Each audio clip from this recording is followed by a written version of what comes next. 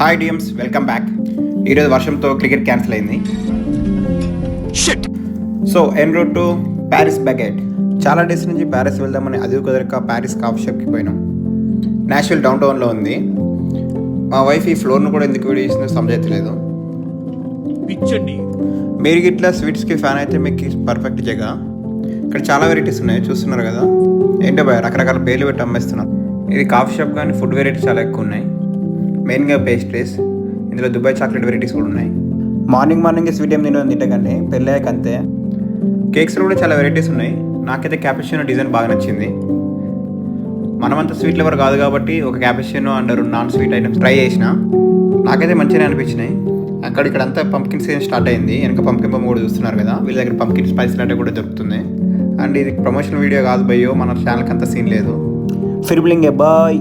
మరిన్ని ముఖ్యమైన మాటల కోసం ప్లీజ్ సబ్స్క్రైబ్.